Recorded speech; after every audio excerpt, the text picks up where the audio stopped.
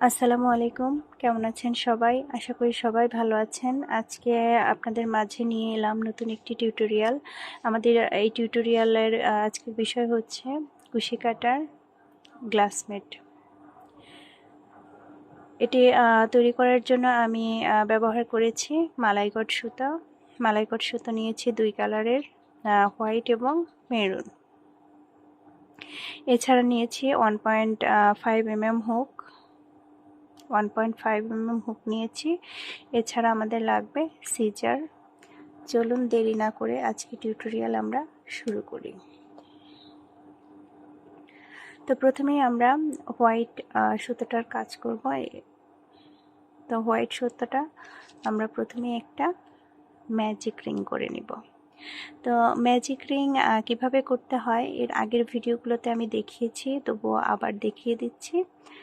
Magic ring করার জন্য প্রথমে আমরা সুতোটা এভাবে বৃদ্ধাঙ্গুলির সাথে ধরে এভাবে একটু পেঁচিয়ে নিব। পেঁচিয়ে নেওয়ার পর আমরা কি করব, এখান থেকে হুকটা এভাবে দিয়ে এখান থেকে আমরা বের করে নিয়ে আসবো। নিয়ে আসার পর আঙুল দিয়ে চেপে 3টা চেইন করব, 1 2 3। তো 3টা চেইন করে নিলাম। এবার আমরা 12টি ডাবল ক্রোশেট করব। 1 2 3 4 5 6 7 6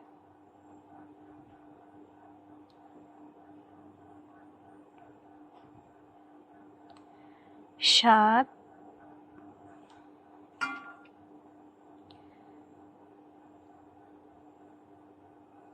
8 9 10 11 12। আমরা 12টি ডাবল ক্রোশেট করেছিলাম এবং শুরুতে আমরা চেইন করেছিলাম 3টি। আমাদের আমরা জানি যে 3টা চেইন সমান একটা ডাবল ক্রোশেট। তো আমাদের এই ম্যাজিক রিং এর মধ্যে টোটাল ডাবল ক্রোশেট হয়েছে 13টি। এবার আমরা এই যে 3 নম্বর চেইনটা ছিল, সেই 3 নম্বর চেইনে আমরা একটা স্লিপ স্টিচ করে দেব। স্লিপ স্টিচ করে 3 নম্বর চেইনের ভিতর থেকে এভাবে বের করে এভাবে ভিতরে ঢুকিয়ে দিলাম। এবার পেছন থেকে একটু টেনে আমরা ম্যাজিক রিংটা গোল করে নেব। এবার আমরা এই যে 13টি ডাবল ক্রোশেট করেছি, এই 13টি ডাবল ক্রোশেটের প্রত্যেকটি থেকে আমরা 2টো করে ডাবল ক্রোশেট করব। তো প্রথমে আগের নিয়মে 1 2 3 3টা চেইন করলাম এবং এই 3টা চেইন যেখান থেকে করলাম সেইখানেই আরও একটা ডাবল ক্রোশেট করব। তারপরের ঘরে আবারও 2টো ডাবল ক্রোশেট করব। তারপরের ঘরে আবারও 2টো ডাবল ক্রোশেট করব। তারপরের ঘরে আবারও 2টো ডাবল ক্রোশেট করব। এভাবে আমরা টোটালি পুরো এই যে আমাদের 13টা ডাবল ক্রোশেট আছে, এই 13টা ডাবল ক্রোশেটে 2টো করে ডাবল ক্রোশেট করে মোট 26টি ডাবল ক্রোশেট করে নেব। তো আমরা টোটাল 26টি ডাবল ক্রোশেট করেছি। 26টি ডাবল ক্রোশেট করার পর আমরা কি করব, আবারও 1 2 3 এই যে 3 নম্বর যে চেইনটা আছে সেখান থেকে এভাবে একটা স্লিপ স্টিচ করে দেব। এটা আমাদের মূলত ইনক্রিজিং এর সিস্টেম। তো ইনক্রিজ আমরা এভাবেই করে থাকি। প্রথমে যে কয়টা ঘর থাকে তার উপর আমরা কি করি, সেই ঘরটাকে আমরা প্রথমে ডাবল করে দেই। ডাবল করার পর এইবার আমরা আবারও 3টা চেইন করব। 3টা চেইন করে একই ঘরে আমরা একটি ডাবল ক্রোশেট করব।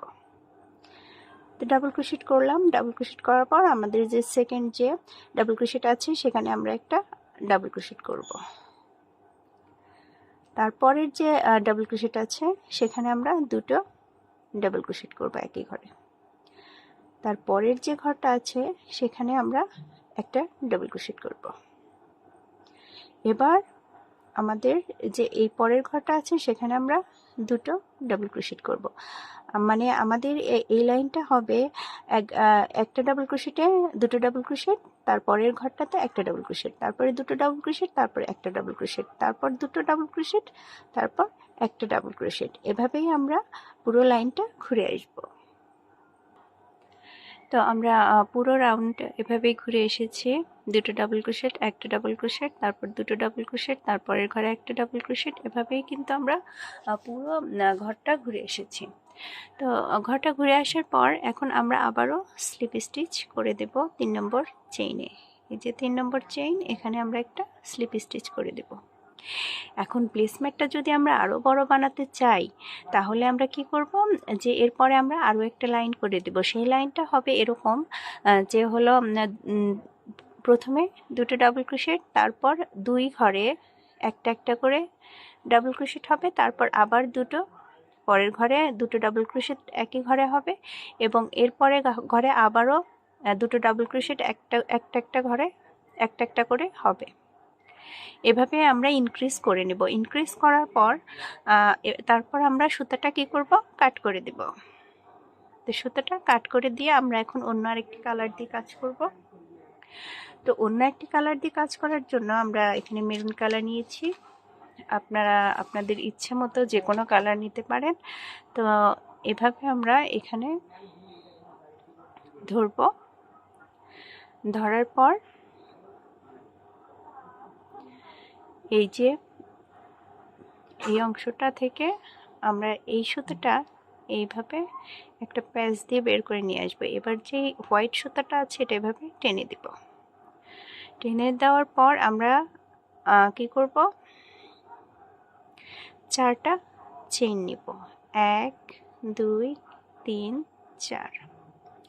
এই চারটা চেন নেওয়ার পর, চারটা চেন নিয়েছি, চারটা চেনের 2 নম্বর যে চেন আছে সেখান থেকে আমরা একটা ঘর তুলব। 3 নম্বর চেন থেকে আমরা একটা ঘর তুলব।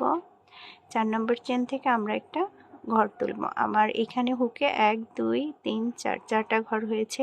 এবার আমরা যেখান থেকে এই যে এই চেনগুলো করেছিলাম সেই ঘরটা বাদ দিয়ে পরের যে ঘরটা আছে সেখানে গিয়ে এক থেকে একটা ঘর তুলব।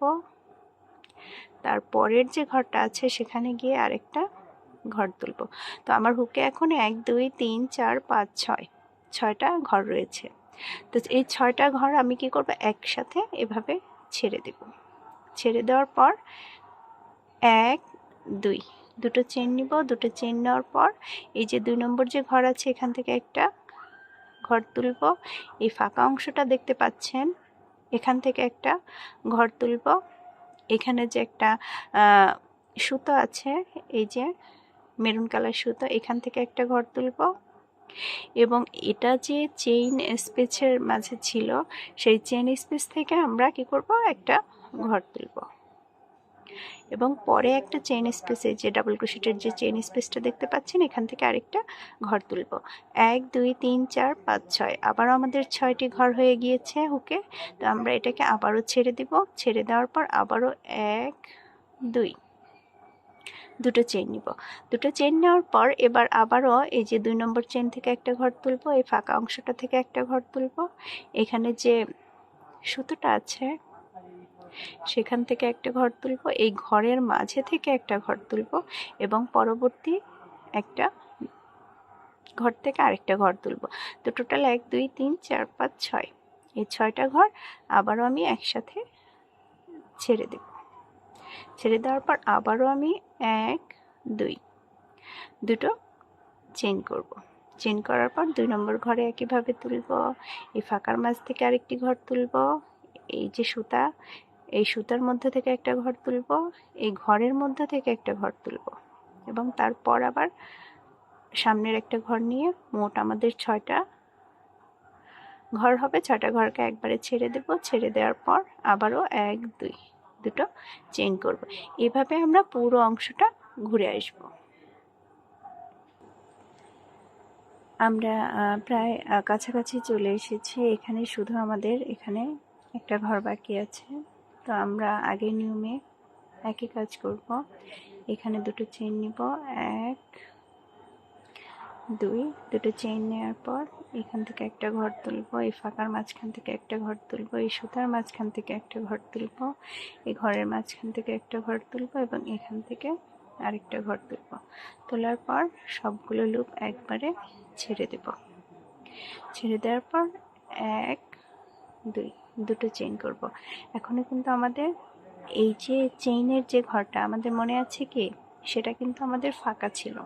তো এখন আমরা এই চেইনের ঘরটি দিয়ে টোটালটা কমপ্লিট করে ফেলবো। একটা, এই যে দুটো, তিনটা, চারটা, 1 2 3 4 5, পাঁচটা এবং শেষটা এখান থেকে তুলব। তোলার পর টোটালটা আমরা এভাবে ছেড়ে দিয়ে একটা চেইন করব। এইবার আমরা শুরুতে যে 4টা চেইন করেছিলাম সেই চেইনের মাথায় এই যে 4 নম্বর যে চেইনটা ছিল সেখানে একটা স্লিপ স্টিচ করে দেব। স্লিপ স্টিচ করে দেওয়ার পর এই তৈরি হয়ে গেল আমাদের সুন্দর এই ম্যাটটি।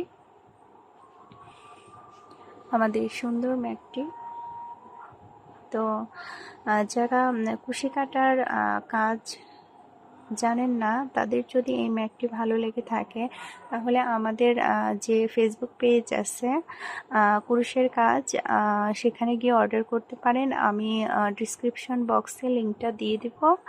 আর যারা কুশি কাটার কাজ করতে পারেন তারা এই ভিডিওটি দেখে আশা করি এই গ্লাস ম্যাটটি বানাবেন। কোনো রকম কোনো অসুবিধায় পড়লে অবশ্যই জানাবেন।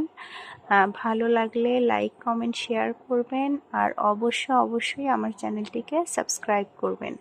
ধন্যবাদ।